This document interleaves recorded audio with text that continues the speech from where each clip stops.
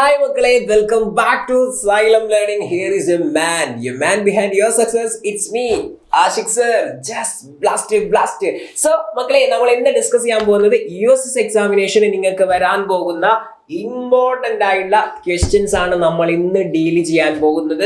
So ആ ക്വസ്റ്റ്യൻസിലേക്ക് കടക്കുന്നതിന് മുമ്പ് നിങ്ങൾ എന്ത് ചെയ്യുക, വീഡിയോ ഇപ്പോൾ തന്നെ ലൈക്ക് ചെയ്യാൻ എന്ത് ചെയ്യുക, മാക്സിമം നിങ്ങളുടെ ഫ്രണ്ട്സിലേക്ക് ഷെയർ ചെയ്യാം. സോ ഇന്ന് നമ്മൾ ഡിസ്കസ് ചെയ്യാൻ പോകുന്നത് നിങ്ങൾക്ക് സ്കോളർഷിപ്പ് എക്സാമിൽ വരാൻ പോകുന്ന ഇമ്പോർട്ടന്റ് ആയിട്ടുള്ള ക്വസ്റ്റ്യൻസ് ആണ്. Okay, so the first question ഇതാണ്.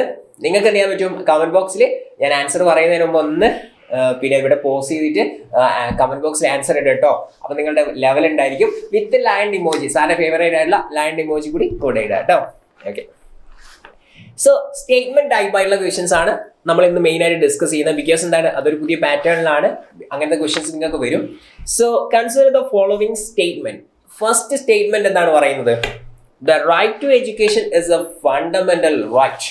അല്ലെ, വിദ്യാഭ്യാസ അവകാശം എന്ന് പറയുന്നത് ഒരു മൗലിക അവകാശമാണ്. This is the first statement.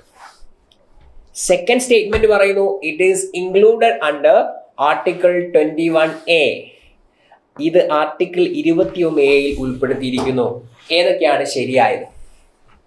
ഇതാണ് ക്വസ്റ്റ്യൻ. എന്താണ്? Yes, very good. വളരെ സിമ്പിൾ ആയിട്ട് നമുക്ക് ആൻസർ ചെയ്യാൻ പറ്റും. ആൻസർ ഏതാണ് മക്കളെ? യെസ്, ബോത്ത് 1 and 2 ആണ്. അല്ലെ, എഡ്യൂക്കേഷൻ, റൈറ്റ് ടു എഡ്യൂക്കേഷൻ ഒരു ഫണ്ടമെന്റൽ റൈറ്റ് അല്ലേ? ആ ഫണ്ടമെന്റൽ റൈറ്റ് ഉള്ളത് കൊണ്ടല്ലേ നമ്മളിപ്പോ വിദ്യാഭ്യാസം എടുക്കുന്നത്, അല്ലെ, പഠിക്കുന്നത്, അല്ലെ? യെസ്, അപ്പോൾ ബോത്ത് 1 and 2 ആൻസർ ആയിട്ട് പറയാം. പിന്നെ നോട്ട് ചെയ്യാം, റൈറ്റ് ടു എഡ്യൂക്കേഷൻ എന്ന് പറയുന്നത് ഏത് ആർട്ടിക്കിളിലാണ്? റൈറ്റ് ടു എഡ്യൂക്കേഷൻ ഏത് ആർട്ടിക്കിളിലാണ്? എൻ്റെ മക്കൾ നോട്ട് ചെയ്തോ. ദാറ്റ് ഈസ് ആർട്ടിക്കിൾ 21A ആണ് കേട്ടോ. വിദ്യാഭ്യാസ അവകാശം ഏത് ആർട്ടിക്കിളിലാണ്? 21A. Set. So next question എന്താണ്? വളരെ സിമ്പിൾ ആയിട്ടുള്ള ക്വസ്റ്റ്യൻ ആണ് regarding United Nations. Okay, United Nations ഐക്യരാഷ്ട്ര സഭയെ കുറിച്ചുള്ള ക്വസ്റ്റ്യൻ ആണ്. ഇത് നിങ്ങൾക്ക് എന്താണെന്ന് അറിയോ, കറണ്ട് അഫേഴ്സ് കൂടി ലിങ്ക് ചെയ്തിട്ടുള്ള ഒരു ക്വസ്റ്റ്യൻ ആണ്. ഓക്കെ, അപ്പൊ നിങ്ങൾ എന്ത് ചെയ്യണം, ആനുകാലിക സംഭവങ്ങളൊക്കെ നന്നായിട്ട് അറിഞ്ഞിരിക്കണം, പഠിച്ചിരിക്കണം. അല്ലെ, അങ്ങനെയാണെങ്കിലാണ് നിങ്ങൾക്ക് എന്ത് ചെയ്യാൻ പറ്റുള്ളൂ, സ്കോളർഷിപ്പ് നേടാൻ പറ്റുള്ളൂ. ഓക്കെ, സോ ഫസ്റ്റ് സ്റ്റേറ്റ്മെന്റ് എന്താണ്? The United Nations was established after World War II. അപ്പൊ നിങ്ങൾ വിചാരിക്കും വേൾഡ് വാർ എങ്ങനെയാ കറണ്ട് അഫേഴ്സ് ആവുന്നത്? സോ അത് വിടുക, സെക്കൻഡ് സ്റ്റേറ്റ്മെന്റിലേക്ക് വരിക. എന്താണ്? യെസ്, ഫസ്റ്റ് സ്റ്റേറ്റ്മെന്റ് എന്താണ്?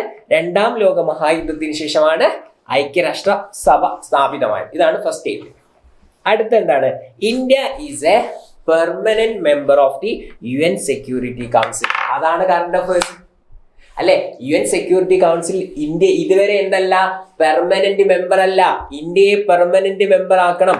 ഇന്ത്യക്ക് അതിനുള്ള എല്ലാവിധ ക്വാളിറ്റീസും ഉണ്ട് എന്ന് നിരന്തരം നമുക്ക് വാർത്തകൾ കേൾക്കാൻ പറ്റും. ഓക്കെ, അപ്പൊ അത് റിലേറ്റ് ചെയ്തിട്ട് അവർ ക്വസ്റ്റ്യൻസ് ചോദിക്കും. സോ എന്താണ് റൈറ്റ് ആയിട്ടുള്ള ആൻസർ വരുന്നത്? യെസ്, ഓപ്ഷൻ A ആണ്. 1 only ആണ് ആൻസർ. ഓക്കെ, ഇന്ത്യ എന്തല്ല, യുണൈറ്റഡ് നേഷൻസ് സെക്യൂരിറ്റി കൗൺസിലിലെ സ്ഥിരാംഗമാണോ ഇന്ത്യ? അല്ല, ഇന്ത്യ സ്ഥിരാംഗമല്ല എന്നെൻ്റെ മക്കള് അറിഞ്ഞിരിക്കുക കേട്ടോ. ബട്ട് എന്താണ്, ചൈന എന്താണ് സ്ഥിരാംഗം?